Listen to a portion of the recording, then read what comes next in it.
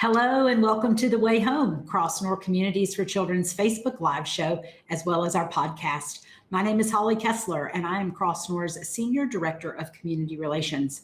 Every Tuesday, we're here on Facebook Live. We get to talk to some of our staff members at Crossnore or community partners, and we discuss the work that we do, the child welfare system, and different ways that we're engaging in our community. If you miss our live show, you can always rewatch on our Facebook feed or catch the show on our YouTube channel. The podcast comes out on Fridays on our blog, which you can find at crossnore.org. So there are plenty of ways to watch our show each week, and I hope that you'll join us. Today, I'm welcoming two guests to the show. Alex Hudson is Crossnore's Bridging Families Supervisor, and Deb Eiserman is one of our newest Bridge parents. Alex and Deb are going to share about the Bridging Families program and what that means in our work here at Crossnore and its place in the child welfare system. So join me in saying hello to Alex and Deb today. Hey, friends. Hello. How are y'all? Very well. Good. It's good to see you guys. We're here to talk about Bridging Families, so I'm excited about telling folks what that program is. But before we get started, Deb, we'll start with you. If you guys will introduce yourself, tell us about your role at Crossnore, how long you've been here, that kind of thing, and anything else that you want to share about your life. All right. I have been with Crossnore for 5 years.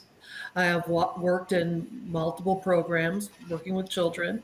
Mm-hmm. I just recently became a Bridge parent, and it's everything I hoped for. Good. That's great. I didn't know you'd been here for 5 years, Deb. That's great. Yep. That's awesome. Well, you were always one of our favorite cottage parents, and so we're excited now that you're part of the Bridging Families program. And Alex, how about introducing yourself?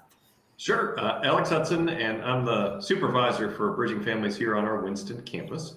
And I started with Crossnore just last fall in August. Excited. I got drawn here coming to Crossnore actually because of this program and the initiative that Crossnore is piloting. So excited to be a part of that. Been in the child welfare space for the past 10 or so years, and this kind of innovation I think is much needed in this space. Yes, and you were no stranger to Crossnore, Alex. We had partnered with some other organizations that you had worked with in the past, and so it was exciting to have you join our staff. Yeah, exciting for me too. Yeah, that's terrific. Well, Alex, start off by telling us about the Bridging Families program. What does that even mean? How does that fit into the landscape of foster care? What would you share with us about it? Sure. I would say that the program was piloted. We had some Crossnore staff that helped brainstorm this idea, and we launched it up at our Avery County campus a little over a year ago. And so big picture, really, the way I've been describing it recently is, I would say foster parenting as it's imagined to be. And so in the sense of really, if you're interested in being a foster parent, the training you go through, they talk a lot about shared parenting. And while that is a great practice, it often can be challenging if you're a traditional foster parent living in the community that has your own job, has your own kids, and this really takes away some of those barriers to really work and live out our belief that children do best in families. And so how do we work to reunify, to get sibling sets that wind up in foster care back home with their parents? And so really to be, just like the term says, to be a bridge for all the pieces needed to build a true relationship with the birth parents, to support them, whether that's parenting supports, whether that's just community supports, whether that's connecting to our tremendous therapeutic supports and counseling supports here on campus, really to wrap around services to allow reunification to happen. And so, that's the short and sweet of it, but it really is. And so it allows that by having foster parents that we hire. So Deb is a full-time employee of Crossnore. That's the innovation, is that her primary responsibility is caring for the kids in her home and building a relationship with the parents to work to make sure those kids get back home as soon as possible with a greater success rate than we often see. That's a really interesting concept, I think. So for folks that may not know, Alex, most of the foster families involved in the child welfare system are essentially volunteers, right? Yeah, great point. Typically for fostering, if you are interested in being a foster parent, you would go through a training to get qualified, and then any financial compensation you get is really more of a stipend that's meant to go directly to kids. Just because we know kids they like to eat, they like to wear clothes, they have financial needs, and so it's really meant to do that. But it doesn't relieve the potential. When you go through the training, they say, hey, fostering kids is not the same as raising your own kids, which is absolutely true, because you're also expected to build a relationship with the birth parent, potentially if there are medical or counseling needs or other classes, your court dates, all the extra things that come with it. And so that can present challenges of folks that want to do shared parenting the right way, but if they still need their full-time job to make sure they keep a roof over their head, those kind of things, that can sometimes be a barrier to reunification successfully. Sure. I mean, that makes so much sense to me, because a lot of, foster parents, either if it's an individual that's fostering, then they probably have to work. If it's a couple, then probably at least one of them is working. And a lot of times two of them are working.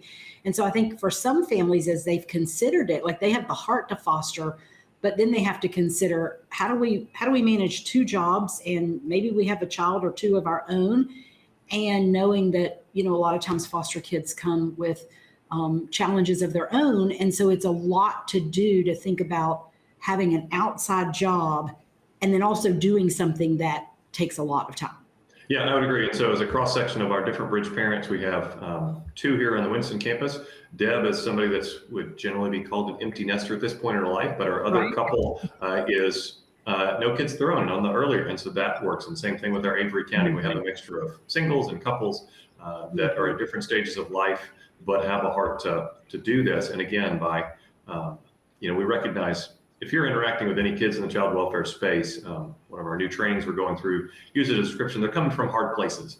And so to give margin for the foster parents that really want to love these kids and these parents to get them back home, eliminating, providing financial needs. So Deb lives on our campus. We have a house for a foster parent home or a bridge parent home for our bridge parents.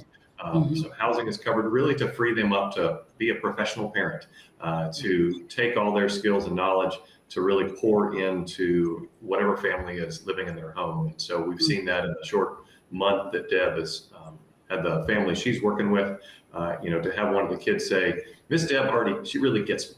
And to see that, and to see the outside social workers and case managers say, we're really seeing a difference 30 days in of the attitude and the things that are working on. We're already starting to see, and the Avery County, our work up there has seen similar. Just there are always going to be challenges, but the relationships can be deeper and trust can be really deep in this model. And so we're excited to pilot it and see how we can continue to improve.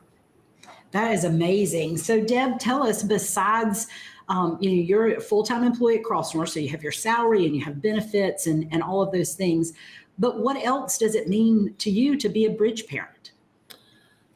This is one of the things that I've always wanted to. I always wanted to be a foster parent. But when I started, they talked about this program, and I always wanted to do it. So every time I saw Sarah Norris, I'd say, "Are you ready with this program yet?" Right. So when it came an opportunity for me to do this, the fact is that I'm always here for my boys. They can call me during the day. If they need something, I can go do it for them. I just really enjoy being able to work hands-on with the kids and also getting to know their extended family. And so kind of on a day-to-day or weekly basis, so you're serving a sibling group right now, right? Correct. Is that 2 or 3 kids in your home? 2 kids. And then also working with their parent or parents to facilitate that reunification. So what does that look like? Does that parent then come into your home and spend time with the children, or what does that look like exactly? Yes. We set aside Fridays. So mom will come and she'll spend some time with Alex, and then she'll come to the house, and we will spend like an hour together deciding, we'll look back at what last week brought, and then changes that we might want to do. And then we talk about meals. For the last few weeks, Allison has been making meals for the Wow. boys. Wow. And with the conversations that she has throughout the week, she gets an idea of what they would want. And, we sit down and have a family meal and we talk just like, regular families. Mhm, mhm. So, the time before is very important because, we work together. I ask her questions, how would you do this? Or she will ask me questions and we'll come up with a plan to do that evening. So it sounds like a lot of mentoring, coaching kind of work that you're doing with mom to help her learn some healthy patterns and some different ways of doing things than maybe she's done them in the past. Correct. Yeah. And then I've met uncles and aunts. Oh, I've met wow. my grandfather. So, all these people are very important to the boys. And this program allows us to be connected with them. So, Yeah, I love that. I love that even just beyond mom, that you've gotten to know more of the family. That's pretty amazing because we all know, kids that are in foster care need all the support that they can get. And those natural supports are the best kind. right. Yeah, that's awesome. So Alex, as Deb has talked about the work that she's doing with mom as she cares for the kids, you also mentioned this phrase, shared parenting. Can you tell us more about what shared parenting is and how that fits into the Bridging Families program? Sure. It's a phrase, one of my things I say is that blinking and breathing are really the only two skills that nobody has to teach you, but Right. everything else somebody taught you or you observed. And so it's really embodying that. It's a core value of North Carolina, the training for all foster parents, that is just that to be a parent, I'm a parent of 4 kids. I lose things, but I don't think nobody ever gave me the handbook on how to raise my 4 kids. Right. I'm going to be mad at the hospital if they lost it, but I don't think they gave it to me. I don't think so either. Yeah, but and so we know that, and we know those truths, and we know that so much of life about parenting is either what we observed from our family of origin growing up, or what other friends or peers or how they parent, and discussions around that. There are skills on how to do that, and each of our kids are different. And so how to do that in this ever-changing world, even from recognizing, my world didn't have social media, but all of a sudden now my kids are neck deep in technology. And so Right. how do I reach out to peers and how do I understand and research? And so again, it's really that core value of that kids that wind up in foster care, same kind of thing. It's not a lack of love from the parents. It's not a lack of desire for them to get back home, that there could be other barriers of their family of origin, the cycles that might get repeated, access to the social capital that people they might need. And so it's really a way to partner folks together that way. So somebody that's as wise and awesome and kind and loving as Deb, to really just be shoulder to shoulder, and not in a punitive way, not in a judgmental way, but like, hey, what do you see? And this is what I do when I'm in this situation. Would that work for you? Or like, hey, we're scheduling stuff. The boys have a doctor visit. Want to make sure you're a part of that to understand. Like, healthcare is confusing no matter who you are. And so if you know how that works, or like what questions to ask with the nurse or a doctor, you have a partner to support you through that. To show up to make sure, hey, did you know XYZ is happening? They're interested in this play. They're playing this sport. All the things. And we look at it in the full spectrum, and even education. If you didn't do, depending what your schooling looked like went growing up, it might look, I don't know what it looks like to apply for colleges going up, but how do I partner with somebody that can help me through that? These shouldn't be mysteries that we then judge folks when they don't get it right. They're skills that could be taught, that folks could be partnered with. That we've, at least in my world, that's a pretty common experience, but that's often one of the biggest challenges that I found in families that interact with the child welfare system, is just a lack of access, a lack of understanding of resources. It's not a lack of desire, it's not a lack of love, it's not a lack of want to.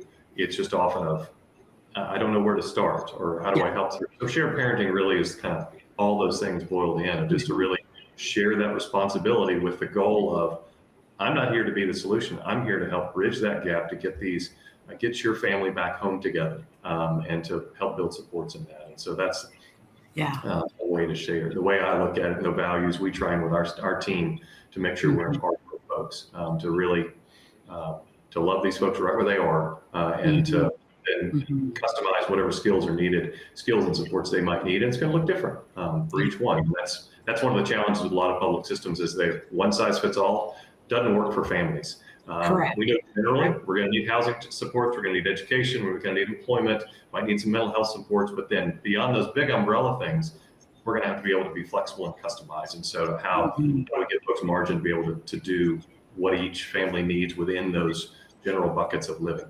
Yeah.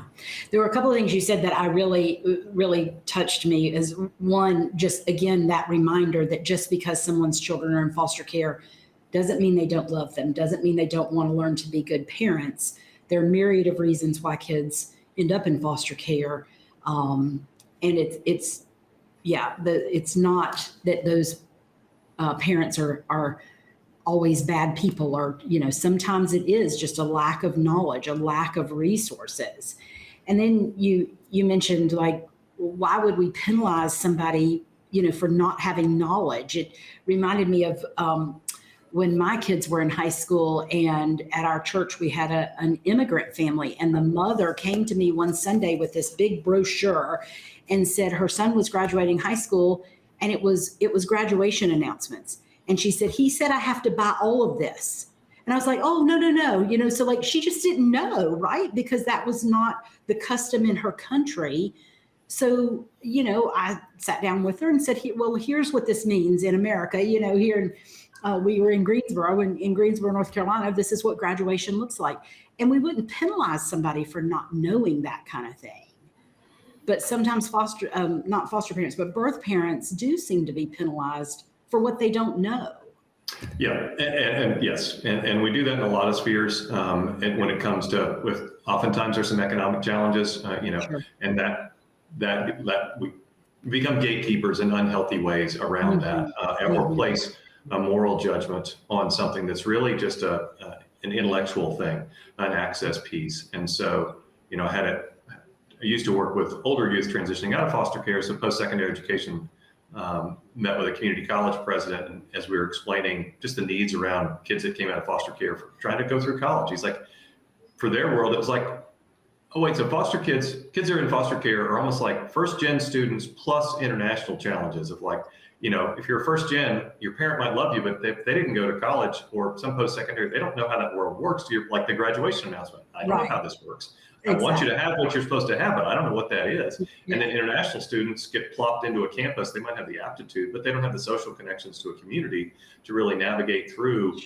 Not only am I trying to manage through school, but I got to figure out where am I living? Where's my local mechanic? How do I get, all those pieces? And so you realize quickly how overwhelming that can be. If you've had all those things for granted, taken for granted kind of thing. And so it helps.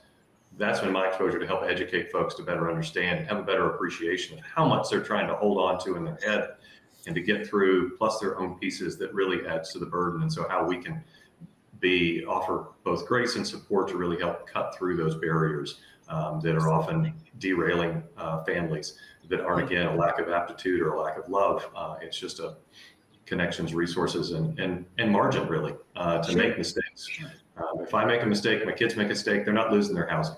They don't have that extra pressure. Whereas a lot of these families are really, when you have no margin, mistakes have bigger consequences, and that's unfair. So we're level that playing field as best we can. Absolutely. And so since you guys are working with families that are trying to reunify, what do you, Alex, anticipate the effect on that reunification process is? Does it shorten it? Like, is it that helpful that kids can get to go home sooner? Or? Because we're still piloting and we have some theories and some hypotheses. Ballpark, we're thinking about 9 months to a year that we'll work with a family, but it could be shorter or a little bit longer. And the hope being, rather than necessarily shortening the reunification efforts, in some ways it might, because we're able to offer more supports, but really I would say to improve the outcomes once reunification happens. And so really, thinking of long-term success, that these are folks who are going to be parents for their kids, and we want them to be stable for a long time. So a short-term, more intense investment on the front end, we believe is a wise investment for the outcomes that will hopefully have some, certainly immediate, but even long-term and potentially generational impact. And so that's where we have a series of phases, we call them, that we kind of work through that work either different skills we're working on, also increased visitation, working with court orders to allow everything from first phase of, like Deb described, mom comes to campus for family day visits, which is usually a long afternoon. Then that'll increase maybe to a full day, or then potentially as their case allows for unsupervised visit of like, hey, go, again, try out these parenting skills and time with their kids. And again, give some of that margin, and then to kind of come back together, and then we'll evaluate, hey, how'd it go? What worked well? What were challenges? And then eventually a next phase of like, hey, kids go home with parents for the weekend. Try that out. How did it go? What did we learn from it? And then to eventually, so we can kind of ramp up into, rather than all or nothing of like, hey, they were with this other family in Deb's house full time, and also now they're full time with me.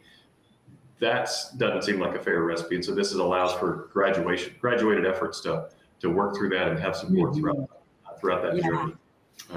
Time crunch is ballpark 9 months to a year, depending on what the case is and what's needed.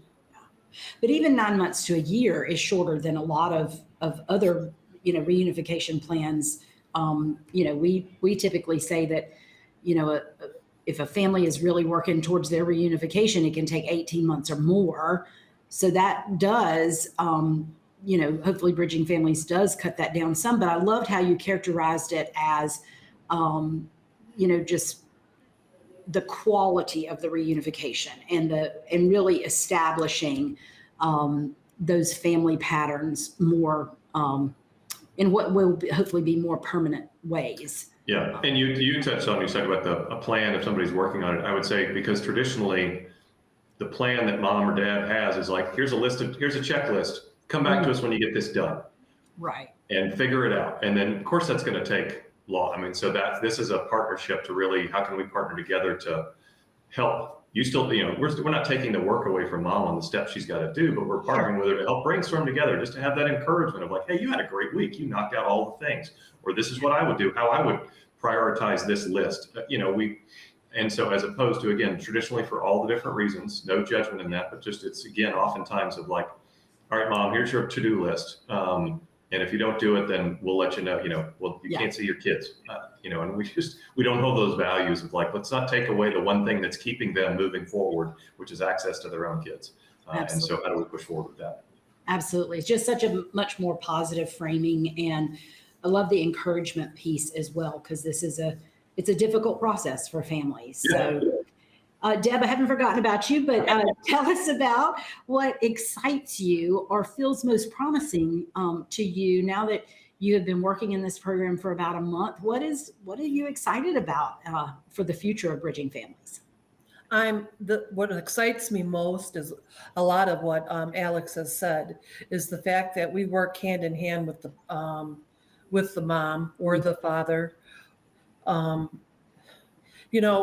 Working in the other programs, Alex said it, they're left on their own. They're saying, hey, you take care of this, you do it. But having mom come every week, visit the boys, talk to them, figure out other ways to use wording, when it comes to, discipline, what works, what doesn't work, it's being able to talk, sitting down.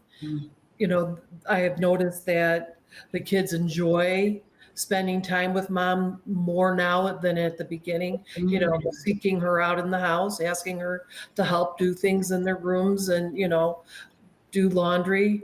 It's exciting to know that, I get to see everybody working together and pulling it in. Alex works with her about, jobs and, all the things that she needs to do to get her kids back. I work on everything that we can do for the kids and for mom, and to be a positive role model and give her encouragement, not to give up. Yeah. Yeah. Yeah. That's so important, Deb. I'm so grateful for all that you're doing with that family. That's really exciting to hear about. Alex, do we need some more bridge parents, or is our program at capacity right at the moment?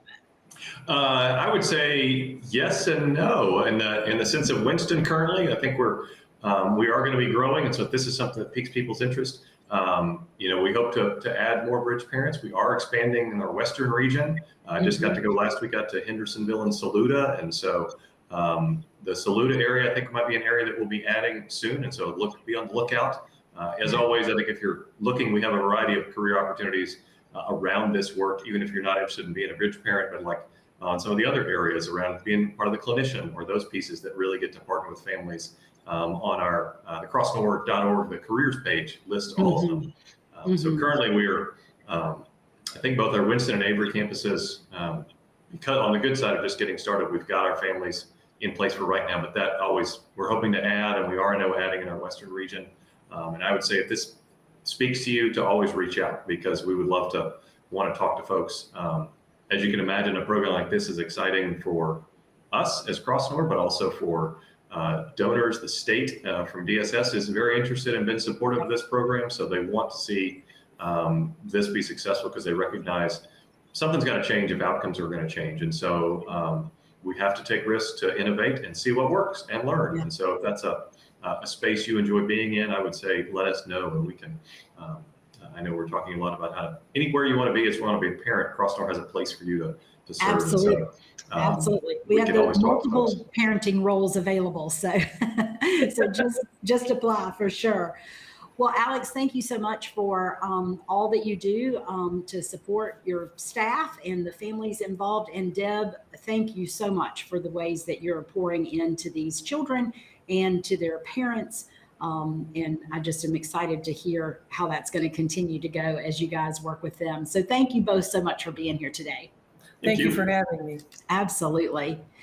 Friends, as I have thanked Deb and Alex for being here today, let me also say thanks to each of you who are watching or listening. We appreciate so much the opportunity to tell you about Crossnore.